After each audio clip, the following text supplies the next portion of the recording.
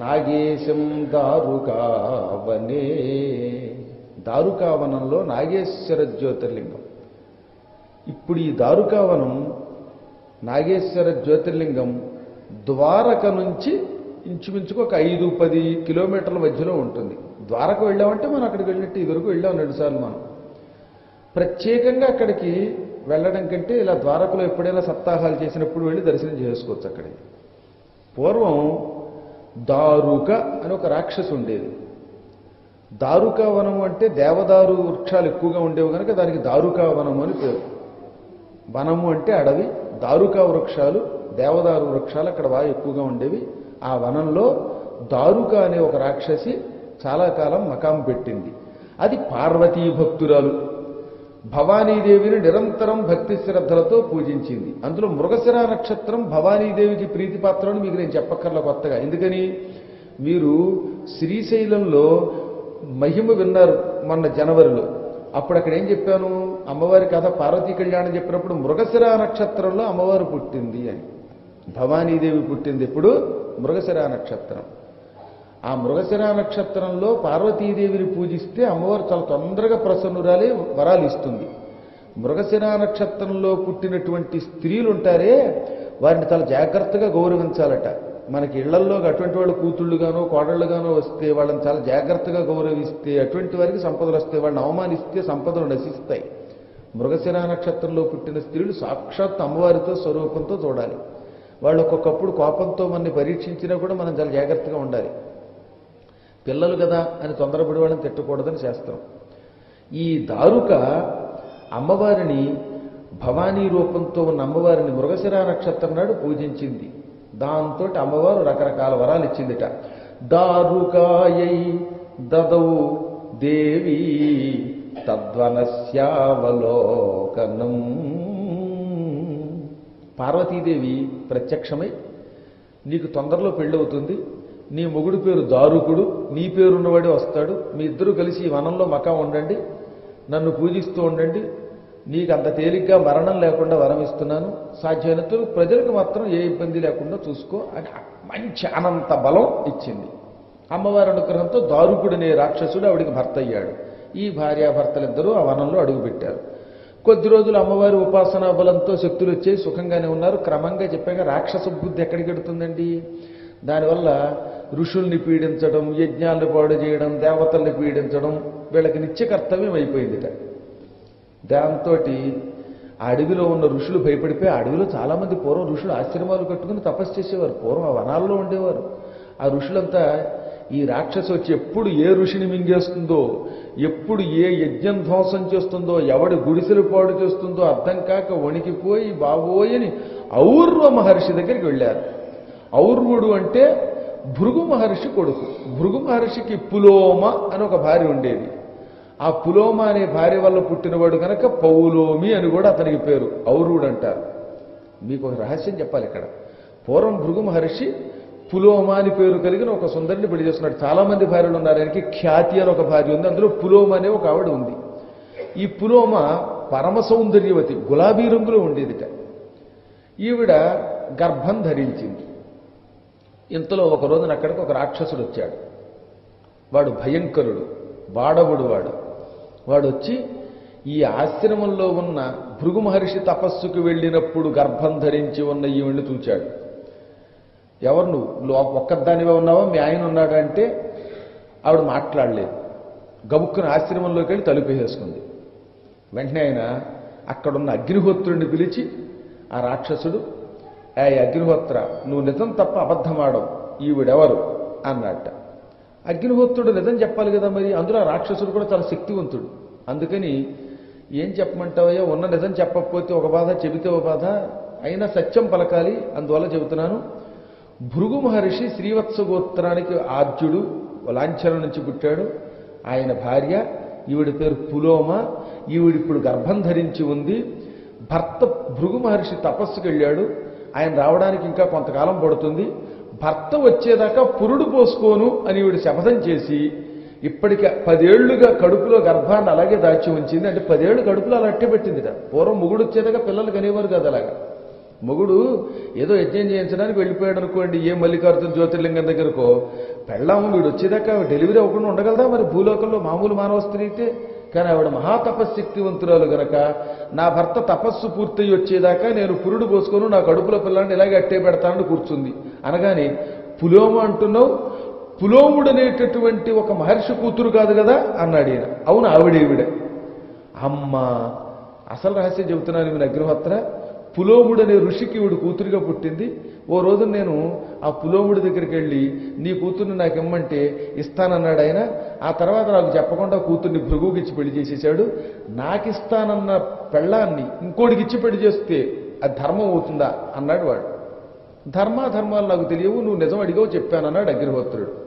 ఏమైనా ఈవిడ్ని నాకు ఇచ్చి పెళ్లి చేస్తానన్నాడు నాన్న. తాంబూలాలు పుచ్చుకున్నాక తన్నుకు తెచ్చుకోండి అని మళ్ళీ ఇంకో పెళ్లి చేశాడు.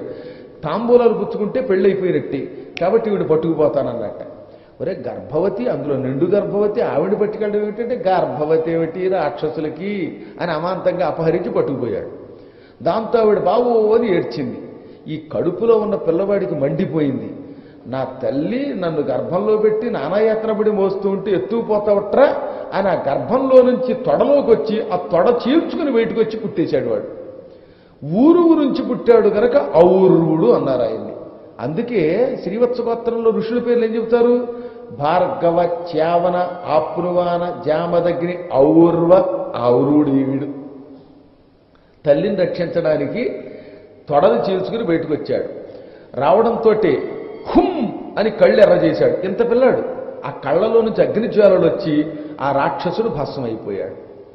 అప్పుడు అమ్మని ఆరోగ్యంగా ఉంచి ఆ తొడ చీల్చుకు పుట్టారు. మళ్ళీ తొడని యథాప్రకారంగా తయారు చేసి ఆరోగ్యంగా తయారు చేసి, అమ్మా కేవలం నిన్ను రక్షించడానికే నాన్నగారు రాకుండా ముందు బయటకు వచ్చాను, నన్ను క్షమించంటే పర్వాలేదురా, తల్లి మానరక్షణ కోసం పుట్టిన కొడుకు కనుక నీకే దోషం లేదు, మళ్ళీ మన ఆశ్రమానికి వెళ్ళిపోదామంటే అంత చిన్న కుర్రాడండి వాడు. చూస్తుండగా 8 ఏళ్ల బాలుడైపోయి వాళ్ళ అమ్మని మోసుకుని, పురుడు పోసుకున్నామని మరి నడవడం కష్టం కనుక మోసుకుంటూ వచ్చి ఆశ్రమంలో పెట్టి సంపూర్ణ ఆరోగ్యవంతురాలు చేసి తల్లికి సేవ చేశాడు. అప్పుడు భృగు మహర్షి అక్కడికి వచ్చాడు. వచ్చి ఏమిటి ఈ పిల్లాడేమిటి, ఈ చాకిరీ ఏమిటంటే జరిగిందంతా చెప్పి, ఈ అగ్నిహోత్రుడు అన్యాయం చేశాడండి, నిజం చెప్పాడు, లేకపోతే నాకు ఈ కష్టం వచ్చేది కాదు, మీరు వచ్చాక పురుడు పోసుకునేదానండి అంది. దాంతో భృగు మహర్షి కోపం వచ్చింది. నువ్వు సర్వభక్షకుడు అయిపో అని అగ్నిని శపించాడు. అప్పటి నుంచి అగ్నిహోత్రుడు అంత పూర్వం శవాల్ని తగలబెట్టేవాడు కాదు, పెంట కాల్చేవాడు కాదు, వంటకే ఉపయోగపడేవాడు. సర్వభక్షకుడి వైపో అని శపించాడు భృగువు. అప్పటి నుంచి ఆయన పెంటని, ఇటు వంటని, ఇటు చెత్తని తగలబెట్టడం, ఇటు శవాల్ని తగలబెట్టడం, అన్ని పనులు చేయడం మొదలెట్టాడు, అన్ని తినడం మొదలెట్టాడు. సర్వభక్షకుడు అయ్యాడు. అప్పుడు ఆయన పశ్చాత్తాపంతో, అయ్యా నేను నిజం చెప్పడం నా తప్పేమిటండి, మీరు ఇలా చెప్పిస్తే నా విలువ పోతుంది, యజ్ఞానికి ఉపయోగపడే నేను శవాన్ని తగలబెట్టడానికి ఉపయోగపడితే అపవిత్రునవుతాను కదా అంటే మళ్ళీ జాలిపడి, సర్వభక్షకుడివైనా నీకు దోషము లేకుండా పోగాక, నువ్వు ఎవరిని ముట్టుకున్నా ఏది కాల్చినా ఈ రోజు నుంచి నువ్వు సర్వపవిత్రుడివి, నిత్య శుచివి అని మళ్ళీ వరమిచ్చాడు. ఊరు నుంచి పుట్టాడు గనక ఔర్వుడు అన్నారు ఆయన్ని. అందుకే శ్రీవత్సగోత్రంలో ఋషుల పేర్లు ఏం చెబుతారు? భార్గవ, చ్యావన, ఆప్నువాన, జామదగ్ని, ఔర్వ, ఔరుడు వీడు. తల్లిని రక్షించడానికి తొడలు చీల్చుకుని బయటకు వచ్చాడు. రావడంతో హుమ్ అని కళ్ళు ఎర్ర చేశాడు. ఇంత పిల్లాడు. ఆ కళ్ళలో నుంచి అగ్నిజ్వాలలు వచ్చి ఆ రాక్షసుడు భస్మం అయిపోయాడు. అప్పుడు అమ్మని ఆరోగ్యంగా ఉంచి ఆ తొడ చీల్చుకు పుట్టారు. మళ్ళీ తొడని యథాప్రకారంగా తయారు చేసి ఆరోగ్యంగా తయారు చేసి, అమ్మా కేవలం నిన్ను రక్షించడానికే నాన్నగారు రాకుండా ముందు బయటకు వచ్చాను, నన్ను క్షమించంటే పర్వాలేదురా, తల్లి మానరక్షణ కోసం పుట్టిన కొడుకు కనుక నీకే దోషం లేదు, మళ్ళీ మన ఆశ్రమానికి వెళ్ళిపోదామంటే అంత చిన్న కుర్రాడండి వాడు. చూస్తుండగా 8 ఏళ్ల బాలుడైపోయి వాళ్ళ అమ్మని మోసుకుని, పురుడు పోసుకున్నామని మరి నడవడం కష్టం కనుక మోసుకుంటూ వచ్చి ఆశ్రమంలో పెట్టి సంపూర్ణ ఆరోగ్యవంతురాలు చేసి తల్లికి సేవ చేశాడు. అప్పుడు భృగు మహర్షి అక్కడికి వచ్చాడు. వచ్చి ఏమిటి ఈ పిల్లాడేమిటి, ఈ చాకిరీ ఏమిటంటే జరిగిందంతా చెప్పి, ఈ అగ్నిహోత్రుడు అన్యాయం చేశాడండి, నిజం చెప్పాడు, లేకపోతే నాకు ఈ కష్టం వచ్చేది కాదు, మీరు వచ్చాక పురుడు పోసుకునేదానండి అంది. దాంతో భృగు మహర్షి కోపం వచ్చింది. నువ్వు సర్వభక్షకుడు అయిపో అని అగ్నిని శపించాడు. అప్పటి నుంచి అగ్నిహోత్రుడు అంత పూర్వం శవాల్ని తగలబెట్టేవాడు కాదు, పెంట కాల్చేవాడు కాదు, వంటకే ఉపయోగపడేవాడు. సర్వభక్షకుడి వైపో అని శపించాడు భృగువు. అప్పటి నుంచి ఆయన పెంటని, ఇటు వంటని, ఇటు చెత్తని తగలబెట్టడం, ఇటు శవాలను తగలబెట్టడం, అన్ని పనులు చేయడం మొదలెట్టాడు. అన్ని తినడం మొదలెట్టాడు. సర్వభక్షకుడు అయ్యాడు. అప్పుడు ఆయన పశ్చాత్తాపంతో, అయ్యా నేను నిజం చెప్పడం నా తప్పేమిటండి, మీరు ఇలా చెప్పిస్తే నా విలువ పోతుంది, యజ్ఞానికి ఉపయోగపడే నేను శవాన్ని తగలబెట్టడానికి ఉపయోగపడితే అపవిత్రునవుతాను కదా అంటే మళ్ళీ జాలిపడి, సర్వభక్షకుడివైనా నీకు దోషము లేకుండా పోగాక, నువ్వు ఎవరిని ముట్టుకున్నా ఏది కాల్చినా ఈ రోజు నుంచి నువ్వు సర్వపవిత్రుడివి, నిత్య శుచివి అని మళ్ళీ వరమిచ్చాడు. ఆగ్రహానుగ్రహ సమర్థుడు భృగు అంటే. అదిగో తల్లిని రక్షించిన ఆ ఔర్వుడు ఈ దారుకావనంలో తపస్సు చేస్తున్నాడు. ఆయన దగ్గరికి వెళ్ళారు వీళ్ళంతా. కడుపులో ఉన్నప్పుడే తల్లిని రక్షించిన శక్తిని ఇది. ఈ దారుకావనంలో దారుక అనే స్త్రీ రాక్షసి తన భర్త దారుకుడితో పాటు విధ్వంసం సృష్టిస్తోంది. దాన్ని చంపి మమ్మల్ని రక్షించమనగానే మీకోసం నేను శివుడి కోసం తపస్సు చేస్తాను అని వెంటనే ఆయన మహాతపస్సు చేశాడు. శివుడు ప్రత్యక్షమయ్యాడు. ఏం కావాలో వరం కోరుకు అంటే, దారుకావనంలో ఉన్న రాక్షసి ప్రాణం తీస్తోంది, దాన్ని చంపమనగానే అది అమ్మవారి భక్తురాలు, అంత తొందరగా దాన్ని చంపలేం, అంచేత అమ్మవారి కోసం తపస్సు చేయాలన్నాడు ఆయన. ఇంచేత అమ్మవారి భక్తులు చంపితే అయ్యవారికి ఇబ్బంది వస్తుంది. భార్యామణి ఓ పని చేస్తానంది, ఈ భర్త గారు వచ్చి వద్దంటే మండిపోదు, అప్పడాల కర్ర తీసిందంటే వీడి పని అయిపోయినట్టే. అందుకనే శివుడు ఎందుకైనా మంచిది అన్నట్లుగా భార్యామణి పార్వతీదేవి వరమిచ్చింది కాబట్టి అమ్మని కూడా మెప్పించనగానే మళ్ళీ అమ్మ కోసం తపస్సు చేశాడు ఈయన. అప్పుడు అమ్మవారు ఏమంది, పాపం పండాలి, తొందరలో సుప్రియుడు అని ఒక వైశ్యుడు ఒక ఆయన ఉన్నాడు, ఆయన ఓడల మీద వ్యాపారానికి బయలుదేరతాడు, ఈ సముద్రం దగ్గరకు వస్తాడు, ఆయన్ని పట్టుకుంటుంది ఈ దుర్మార్గురాలు, అప్పుడు నేను నా భర్తతో పాటు వచ్చి వాడిని నాశనం చేస్తాను, అప్పటిదాకా ఓపిక పట్టు, నీకు వరం ఇస్తున్నానంది. వెంటనే ఔరుడు ఈ విషయాన్ని దేవతలకి ఋషులకి చెప్పాడు. ఇంకా అప్పటి నుంచి ఆ సుప్రియుడు ఎప్పుడు వస్తాడా అని ఎదురు చూసేవారట వీళ్ళు. ఇలా ఉండగా నౌకా వ్యాపారం చేసేటటువంటి ఒక ఆయన ఉండేవాడు అప్పట్లో ఈ సౌరాష్ట్రంలో. ఆయన పేరు సుప్రియుడు. మంచి వైశ్య కులంలో పుట్టినవాడు, శీలం కలిగిన వాడు, దాత. అసలు చాలామంది వైశ్యులు ఎప్పటికిప్పటికీ కూడా ఆ వంశంలో అలాంటి వాళ్ళే ఉన్నారు, దాతలే ఉండేవారట. వాళ్ళకి ఇవ్వడం తప్ప పుచ్చుకోవడం తెలియదు పొమ్మన్నారు. ఈ సుప్రియుడి వంశంలో 101 గోత్రాల వాళ్ళు ఉండేవారట. ఈ వీళ్ళందరికీ కుల అని వస్తుంది చివరన. మిథున కుల, శీల కుల, బుధన కుల, చంద్ర కుల. వీళ్ళకి 2 బుద్ధులు ఉండేవిట. ఏమిటది? అడిగిన వాడి దగ్గర ఎప్పుడు ఇలా చెయ్యి ఊపడం తెలియదుట, ఇలా పెట్టడమే తప్ప. అలాగే ఏదన్నా ధర్మకార్యం అంటే వెన్ను చూపించడం తెలియదు, చెయ్యిని అడ్డంగా ఊపడం, వెన్ను చూపించడం తెలియనటువంటి కులము అని ఆ సుప్రియుడికి పేరు అనమాట. అటువంటి మంచివాళ్ళు ఉండేవారు పూర్వం, ఇప్పుడు ఉన్నారులేండి. అడిగితే చాలు రంగులకి దానికి డబ్బులు ఇవ్వకుండా, డొనేషన్ ఇవ్వకుండా వెళ్ళేవాళ్ళు ఈ వంశంలో ఆ గోత్రంలో పుట్టిన వాళ్ళు ఉంటారంటే నేను నమ్మను. ఈ సుప్రియుడు 1000 ఓడల మీద బయలుదేరట వ్యాపారానికి. ఒక దాని మీద గంధం చెక్క, ఒక దాని మీద వస్త్రాలు, ఒక దాంట్లో రత్నాలు, ఒక దాంట్లో జాజి, కొన్నింట్లో యాలకులు, కొన్నింట్లో ఇలా సుగంధ ద్రవ్యాలు ఇవి పెట్టుకుని సహస్ర నౌక వ్యాపారం చేసేవాడు ఆయన. నౌకలు అంటే ఎటువంటి నౌకలో తెలుసునండి? ఒక నౌకలో 1000 మంది పడతారు, పడుకోవచ్చు అందులో. ఇప్పటికి కూడా ఓడలు చూసారా మీరు? ఎంత పెద్ద పేడలో లోపల బ్రహ్మాండంగా ఉంటాయి సౌకర్యాలు. కాకపోతే ఆ ఓడలో ప్రయాణం చేస్తే అమెరికా వెళ్ళడానికి నెలలాడు పడుతుంది తప్ప, అందుకని విమానంలో వెళ్ళిపోతున్నాం తప్ప మనం. చాలా అద్భుతమైన ఓడలు ఉన్నాయి, ఫస్ట్ క్లాస్ అని ఉంటుంది మళ్ళీ అందులో. అసలు ఓడలో ఫస్ట్ క్లాస్ చూశాను నేను. ఓహోహో, ఏం సౌకర్యాలండి అందులోను. సుఖంగా అందులో మళ్ళీ క్లబ్బులు, ఆటలాడుకోవడానికి గోల్ఫ్లు, టీవీలు చాలా బాగుంటాయి ఫస్ట్ క్లాస్. చాలా అలాంటి ఓడలు వేసుకుని వ్యాపారానికి బయలుదేరాడు ఆయన. పరమశివ భక్తుడు. ఎటువంటి వాడో చెప్పారు. వినాచ శివ పూజాం వైన తిష్టతి కదాచన సర్వథా శివధర్మాహి భస్మరుద్రాక్షభూషణగా యది పూజా న జాతా చేన్ నభునక్తి తదాతు సహ అతస్తత్రాపి వైశ్యోసౌ చకార శివ పూజనం. ఈయన ఎటువంటి వాడు? రోజు అడవిలో ఉన్నా, ఓడలో ఉన్నా తెల్లవారుజామున 4 గంటలకు లేచేవాడు, పవిత్ర స్నానం చేసేవాడు, స్నానం అయ్యాక భస్మ స్నానం చేసేవాడు, అంటే ఒళ్ళంతా విభూతి పూసుకునేవాట.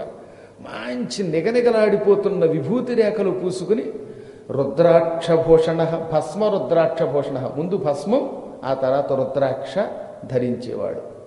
శివలింగాన్ని ఎదురుగుండా పెట్టుకుని బిల్వపత్రాలతోటి ఈ ఒక్కోసారి ఓడల్లో పెడుతున్నప్పుడు 40 రోజులు సముద్రంలో ఉండాలి. 40 రోజులు ఉండాలంటే ఒకవేళ బిల్వపత్రాలు వాడిపోతాయేమో పాడైపోతాయేమో అని బంగారంతో వెండి రేకులతోటి చేయించుకున్నట్టు. మామూలు కోటీసుడు కదగా, కోట్లకి పడగెత్తినవాడు ఆయన. ఒక ఓడ నిండా గంధం చెక్క పెట్టాడంటే దాన్ని బట్టి ఆలోచించండి. ఒక ఓడలో నవరత్నాలు ఉండేవిట. అలాంటి వాళ్ళు ఉండేవారు మన దేశంలో. సంపదలంటే మన దేశంలో అలా ఉండేవి. అందువల్ల బంగారంతో వెండితోటి కూడా బిల్వపత్రాలు తయారు చేయించాడు. వీటితోటి శివుణ్ణి పూజించేవాడు. అటువంటి మహానుభావుడు శివ పూజ చేసుకుంటూ బాగా లాభసాటిగా వ్యాపారం చేసుకుంటూ దాన ధర్మాలు చేస్తూ దారి పొడుగుతో సాధువుల్ని అలాంటి సాధువులు కనపడితే పాదాలకు అలా సాష్టాంగ పడిపోయి ఏదడిగితే అది ఇచ్చేసేవట్టండి ఆయన. అలా వెళ్ళాడు. ఒక రోజున ఇక్కడికి వచ్చాడు, ద్వారకా నగర ప్రాంగణం దగ్గరికి. రావడంతో ఈ రాక్షసి వనంలో ఉందిగా, ఒక్కొక్క ఓడని చేత్తో పట్టుకు తీసుకొచ్చేసింది రేఖగా. దాని కళేబరం ఎటువంటిది, అంత పెద్ద ఓడని చేత్తో పట్టుకొచ్చి వనంలో పెట్టి ఈయన్ని కూడా మొత్తం ఓడలతో పాటు అందరినీ బంధించి చెరసాల్లో పెట్టింది. అప్పుడు ఈయన దుఃఖించాడా, దుఃఖించడా? ఎక్కడున్నా నాకు శివ పూజ చేసుకునే అవకాశం ఉందనుకున్నట్ట. ఈ రాక్షసి చాలా మంచిది, ఓడతో పాటుగా నన్ను చెరలో పెట్టింది. ఈ ఓడలో నా శివలింగం, నా భస్మం, నా రుద్రాక్షలు, నా రేకులు ఉన్నాయి, బిల్వపత్రాలు అనుకుని ఎక్కడుంటే అనుకున్నాడు ఆయన. సాగరమీదుట నీదరిజేరుట శంభో లీలీలా, శివ శంభో నీలీలా. సాగరమీదుట నీదరిజేరుట శంభో నీలీలా, శివ శంభో నీలీలా. భవసాగరమీదుట నీదరిజేరుట శంభో నీలీలా, శివ శంభో లీలీలా. మారదు భక్తి మారదు శక్తి శంభో నీ పైన, శివ శంభో నీ పైన. చెరలోనున్నా బయటన ఉన్నా విడువను నీ పూజ, విడువను నీ పూజ. మారదు భక్తి మారదు యుక్తి శంభో నీ పైన, శివ శంభో నీ పైన.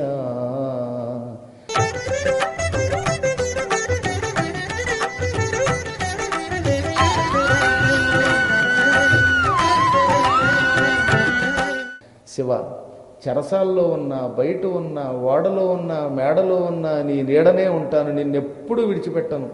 ఈ సముద్రం నుంచి ఇక్కడికి వచ్చాను, ఇది భవసాగరం ఈదడంతో సమానం అని అక్కడే ఒక శివలింగాన్ని మళ్ళీ పెట్టుకుని కారాగృహంలో పూజ చేసేట ఆయన. భక్తులు ఎక్కడున్నా పూజిస్తారు. కారాగృహగత సోపి బహూశ్చాశిక్షయత్తదా. అక్కడే కారాగృహంలోనే అంత మట్టి మశానం. అక్కడ వనం కదా, వనంలోనే బంధించింది కదా, కొంత మట్టిని తీసి ముద్ద చేశాడు. పార్థివీం ఋషి సప్తమాహ. ఓ ఋషులారా, ఆయన పార్థివలింగాన్ని తయారు చేశాడు. శివమంత్రంతో పూజించాడు. ఓం నమ శివాయ అంటూ. బంగారపు రేకులు అక్కడే ఉన్నాయి కనుక వాటిని వేశాడు. వెంటనే రాక్షసి వచ్చేసింది. యారా, ఇక్కడికి వచ్చి కూడా శివుణ్ణి పూజిస్తావా? తీసేయి శివలింగం అంది. నేను తీయనన్నాడు ఈయన. ఎవరక్కడ? వీడు కొరడాలతో కొట్టండి అంది. చితక్కొట్టి పారేశారు కొరడాలతో. కొట్టినా ఆయన శివశివ అన్నాడు. మంచి ఇనప కడ్డీలు తెప్పి కాల్చి వాతలు పెట్టించింది. అయినా హరహర మహాదేవ శంభో అన్నాడు ఆయన. చచ్చినా పర్వాలేదు, నీ నామస్మరణ మాత్రం మాననన్నాడు. మొత్తం లింగాన్ని కాలితో తన్ని పక్కకి విసిరేసింది. భస్మం విసిరేసింది, రుద్రాక్షలు విసిరేసింది, వాడి పూజా సామగ్రి, వాడి ఓడలన్నీ విరగొట్టేసింది. వాడి పక్కనే ఉన్న భటుల్ని మింగేయడం మొదలెట్టింది. ఏం చేసినా ఆయన వినిలేదట. చిట్ట చివరికి ఆ మహాభయంకరమైన దృశ్యాన్ని చూచాడు శివుడు. వీరసేనుడు అని ఒక ఆయన ఉండేవాడు. ఆ వీరసేనుడు అనేటటువంటి రాజుని పిలిచి, ఒరే వీరసేన, నీలో నా శక్తిని ఆవహిస్తున్నాను, వెళ్ళి ఆ దారుకని సంహరించిరారా అన్నట్ట.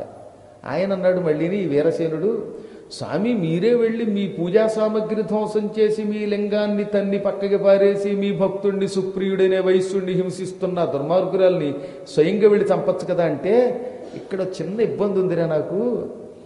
మా ఆవిడికి అది భక్తురాలు, నా భార్య వరాలు ఇచ్చింది పార్వతీదేవి భవానీ. ఇప్పుడు నేను చంపాను అనుకో, ఏమండి భార్య వరం ఇస్తే కూడా వెనక ముందు చూడకుండా నా భక్తురాలను విధవం చేశారా అంటుంది. కాబట్టి భవానీ భక్తితో ఉన్న వాళ్ళని నేను స్వయంగా చంపకూడదు. అందుకే నా శక్తిని నీలో నింపి నిన్ను పంపుతున్నాను. ఇదిగో నా పినాకం అనే ధనుస్సు, ఇదిగో పాశుపతాస్త్రం, వెళ్ళి ఆ రాక్షసిని భర్తతో పాటు చంపేయి అనగానే వెంటనే వీరసేన మహారాజు గారు మహావేగంగా అక్కడికి వచ్చేశాడు. ఇక్కడ సుస్పష్టంగా చెప్పారు, నిషధే సుందరే దేశే క్షత్రియాణాంకులే చ సహ మహాసేననుతో వీరసేనశ్చైవ శివప్రియ. మహాసేనసుత వీరసేనశ్చ ఏవ శివప్రియ. మహాసేనుడనేవాడు కొడుకు వీరసేనుడనేవాడిని శివభక్తుణ్ణి శివుడు తన శక్తి అతనిలో నింపి పాశుపతాస్త్రం ఇచ్చి పినాక ధనుసిచ్చి పంపాడు. ఈయనొచ్చట. అప్పటికే రాక్షసి విజృంభించేస్తోంది. ఈ వైశ్యుడిని ఎలా హింసించాలో అంతా హింసించింది. ఇంకా చివరిగా శివనామస్మరణ ఆపుతావా, ఇనుముని కాల్చి ఆ కడ్డీలు కళ్ళల్లో పెట్టి కళ్ళు తోడేయమంటావా, నీ కళ్ళు పోగొట్టమంటావా అంటే, పోతే కళ్ళు పోయాయి. ఈ కుళ్ళు శరీరం ఇవాళగా తెలియపోయిన పోతుంది. శివుణ్ణి చూడడానికి ఉపయోగపడే కళ్ళే కళ్ళు. శివుణ్ణి చూడడానికి ఉపయోగపడకపోతే ఈ కళ్ళు ఉంటేనండి పోతేనేమిటి అన్నాడు ఆయన. నువ్వు చెప్పినట్టుగా శివ పూజ మానేశాననుకో, అప్పుడు నా కళ్ళుండి ఉపయోగం ఏముంది? భగవంతుడు కళ్ళిచ్చింది ఈ నేత్రాలతో ఆ ఈశ్వరుణ్ణి చూడడానికి. నువ్వు వద్దన్నావని మానేస్తే భయపడి అప్పుడు ఈ కళ్ళున్నా ఈ కళ్ళు పుళ్ళు తీసేయి అన్నట్ట. ఆవిడ 2 కడ్డీలు ఎర్రగా ఇనప కడ్డీలు కాల్చి దగ్గరికి పట్టుకొచ్చింది. ఇక కళ్ళలో పెట్టబోతున్న సమయానికి వీరసేనుడు వచ్చేశాడు. వెంటనే ఆగు రాక్షసి అన్నాడు. ఆ రాక్షసి వాడికేసి చూసింది, హుమ్మని మింగడానికి వచ్చింది. ఈ పినాక ధనుస్సుని ఎక్కుపెట్టి పాశుపతం విడిచిపెట్టాట. తతః పాశుపతం ప్రాప్య హత్వా చ రాక్షసీ ముఖాన్. ఆ క్షణమే పాశుపతాస్త్రం వెళ్ళింది. ఈ రాక్షసి భర్తని అనుచరుల్ని మొత్తం కాల్చి క్షణకాలంలో బూడిద చేసేసింది. అక్కడున్న మిగతా మ్లేచ్చుల్ని చంపేసింది. అప్పుడు పార్వతీదేవుడికి కోపగించలేదు. ఎందుకనంటే శివభక్తుడిని చంపుతోంది అది దుర్మార్గురాలు, పైగా శివుడు స్వయంగా వెళ్ళి చంపలేదు. ఆవిడ కూడా ప్రసన్నురాలయ్యింది. ఆ క్షణమే అంతవరకు ఆ సుప్రియుడనే వైశ్యుడు తయారు చేసి పూజించున్న పార్థివలింగంలో నుంచి అర్ధనారీశ్వర రూపంతో శివపార్వతులు ప్రత్యక్షమయ్యారు. ఇంతవరకు జ్యోతిర్లింగాలలోట ఎక్కడ శివుడు ప్రత్యక్షమయ్యాడే తప్ప సగం శరీరంలో పార్వతి ఉన్న రూపం ప్రత్యక్షం అవ్వాల. ఒక్క నాగేశ్వరుడిలోనే అలా వచ్చింది. కారణం ఏంటో తెలుసా?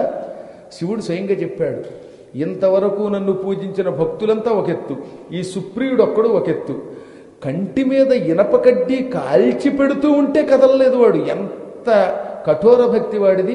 అందుకే నా భార్యా సమేతంగా ప్రత్యక్షమయ్యాను అని ప్రత్యక్షమై ఈ రాజుగారికి ఈ వైశ్యుడికి వరాలిచ్చి ఏం కావాలో కోరుకోమంటే అప్పుడు సుప్రియుడు అన్నాడు, భవిష్యత్తులో మా 101 గోత్రాల వాడు నిన్ను పూజించే భాగ్యమయ్యి, కలియుగాంతం వరకు ఈ లింగంలో నీ జ్యోతిష్యును నిలబెట్టి ఇక్కడికి వచ్చిన వాడు ఎంత కటిక దరిద్రుడైనా, వాడి జాతకరీత్యా వాడికి గృహయోగం లేకపోయినా, జాతకంలో వాడికి ధనయోగం లేకపోయినా, దరిద్ర జాతకుడైనా ఇక్కడికి వచ్చి నిన్ను పూజించగానే అఖండ ఐశ్వర్యములు సంప్రాప్తించేటట్టు అనుగ్రహించమనగానే తథాస్తు అన్నాడు ఆయన.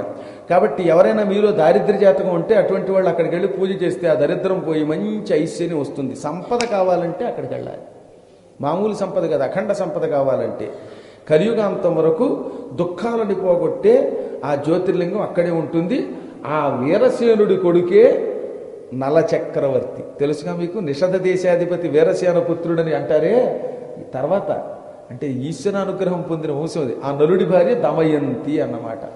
అత్యద్భుతమైన నాగేశ్వర జ్యోతిర్లింగం శాశ్వతంగా అక్కడ ఉంది. ఎందుకు ఆయన నాగేశ్వరుడు అన్నారు? నాగశబ్దమునకు ఒక నిధి అని అర్థం. నాగనిధి అని ఒక పాతాళంలో ఒక నిధి ఉంది. ఈ ఈశ్వర దర్శనం చేసిన వారికి అంత గొప్ప నిధి లభిస్తుంది కాబట్టి నాగేశ్వరుడు అయ్యాడు. ఇంకొక కారణం, ఈ సుప్రియుడు పూజించి వెళ్ళిన తర్వాత అక్కడికి వచ్చి వాసుకి ఆదిశేషుడు 1000 ఏళ్ళు ఆ లింగాన్ని పూజించారు. అందువల్ల కూడా వాళ్ళిద్దరూ నాగేంద్రులు పూజించారు కాబట్టి కూడా నాగేశ్వరుడు అయ్యాడు. నాగ అనే శబ్దమునకు ఏనుగు అని కూడా అర్థం. అందుకే గజేంద్ర మోక్షంలో విహ్వల నాగేంద్రము పాహి పాహి అన కుయ్యాలించి సంరంభి, అక్కడ నాగ శబ్దానికి ఏనుగు అని అర్థం. చాలా కాలం పాటు అక్కడ స్వయంగా శ్రీ మహావిష్ణువు ఏనుగు రూపం ధరించి తామర పువ్వులతో పూజించాడు ఆ లింగాన్ని. అందువల్ల కూడా నాగేశ్వరుడు అయ్యాడు. ఈ విధంగా నాగేశ్వరుడు అక్కడ వెలిశాడు సుప్రియుడి కోసం. అది మోక్షము ఇస్తుంది, భుక్తి ఇస్తుంది, సంపద ఇస్తుంది. ఈ కథ ప్రత్యేకంగా చెప్పాడండి. ఏతద్యశృణుయాన్ నిత్యం నాగేశోద్భవమాత్తరాత్ సర్వాన్ కామాన్. ప్రత్యేకంగా ఈ నాగేశ్వర జ్యోతిర్లింగ మహిమని భక్తి శ్రద్ధలతో ఎవడు వింటాడో అటువంటి వాడు సర్వాన్ కామాన్ ఇయాధీమాన్ మహాపాతక నాశనాన్. ముందు వాడి పాపాలన్నీ పోతాయి, పంచమహాపాతకాలు పోతాయి. తర్వాత అనుకున్న కోరిక తీరుతుంది. ఆ కోరిక ఈ కోరిక కదా, వాడు మనస్సులో ఏది సంకల్పిస్తే ఆ కోరిక నెరవేరుతుంది. మీకు గుర్తుందో లేదో, మనం 2009లో వెళ్ళాం. అప్పుడు నిజంగా ఆ భయంకర స్థితిలో ఆగిపోతుంది ప్రయాణం అనుకున్నారంతా. అందరం వెళ్ళాం. అదృష్టవశాత్తు అక్కడ భాగవత సప్తాహం చేసుకుని సౌరాష్ట్ర సోమనాథలింగాన్ని, దారిలో కుచేలుడి గుడిని కూడా చూసుకున్నాం. మళ్ళీ ఇంకోసారి పెడతాం. ఎక్కడ ఒకసారి వెళ్ళిన చోటకల్లా 2 సార్లు వెళ్ళకూడదని ఎవడని చెప్పాడండి. 2 సార్లు 3 సార్లు 30 సార్లు అయినా వెళ్ళొచ్చు. ఓపిక ఉండాలి, ధనం ఉండాలి తప్ప. నేటికి 5 సంవత్సరాల క్రితం సరిగ్గా సెప్టెంబర్లో వెళ్ళాం మనం. తిరిగి సెప్టెంబర్లో తిరిగి వస్తూ ఉండగానే మా మామగారు లింగైక్యం పొందారు. అంచేత ఆశ్చర్యకరమైన ఘట్టాలు అవన్నీ. చాలా అద్భుతమైనటువంటి అనుభూతి ఇప్పటికి కూడా నాకు కనపడుతూ ఉంటుంది. నాగేశ్వర జ్యోతిర్లింగాన్ని మనం అప్పుడు చూసాం. స్వయంగా ఓ పంచె పట్టుకెళ్ళాను నేను నాతో పాటు. అక్కడ అర్చకుడు ఆ పంచె కావాలన్నాడు. ఈ కట్టుకున్న పంచి ఇచ్చేయండి అంటే, కట్టుకున్న పంచి ఎందుకంటే మీ వైపు పంచులు ఇంత అంచుతూ ఉంటాయండి అన్నాడు. కంగారు అడగండి, నాకు కూడా 2వ పంచి పట్టుకొచ్చానని అది ఇస్తే ఆ అర్చకుడు పొందాడా పూట ఆనందం. ఎందుకో మన పంచులంటే వాళ్ళకి ఇష్టం. మీకు ఈసారి వీలుంటే ఓ మంచి అంచు పంచి పట్టుకెళ్ళి అర్చకుడికి ఇవ్వండి, మిమ్మల్ని తలకే దాని మీద బాగా పెట్టమంటాడు, బాగా పామమంటాడు. ఆయనకి అంత ఇష్టం. నిజంగా నేను కళ్ళారా చూశాను కాబట్టి చెబుతున్నాను. ఆ నాగేశ్వర జ్యోతిర్లింగం దగ్గరికి వెళ్ళొస్తే సకల శుభాలు సంపదలు లభిస్తాయి. ఇప్పటికి మనం వరుసగా నాగేశ్వర జ్యోతిర్లింగం వరకు చెప్పుకున్నాం. ఆ తర్వాత ఇంకెంత ఎన్ని అయ్యాయి? ఇప్పటికి మనకి 8 అయ్యాయి, ఇంకా 4 మిగిలాయి. ఇప్పటివరకు సౌరాష్ట్రీయ సోమనాథంచే శ్రీశైలే మల్లికార్జునం, ఉజ్జయిన్యాం మహాకాలం, ఓంకారం అమరేశ్వరం, ప్రజ్వల్యాం వైద్యనాథంచ, డాకిన్యాం భీమశంకరం, సేతుబంధేతు రావేశం, నాగేశం దారుకావలి అయ్యాయి. వారాణస్యాంతు విశేషం, త్ర్యంబకం గౌతమీ తటే, హిమాలయేతు కేదారం, కృష్ణేశించి విశాలకే. ఇందులో ఒక్క వారణాసి లింగాన్ని మాత్రం చిట్ట చివరి చెబుతాను. దానికి కొన్ని కారణాలు ఉన్నాయి. అది చిట్ట చివరి కాపి మిగతా లింగాలన్నీ చెప్పుకెళ్ళిపోతాం. ఆఖరణ వారణాసితో పూర్తి చేయడానికి వెనకాతలున్న రహస్యం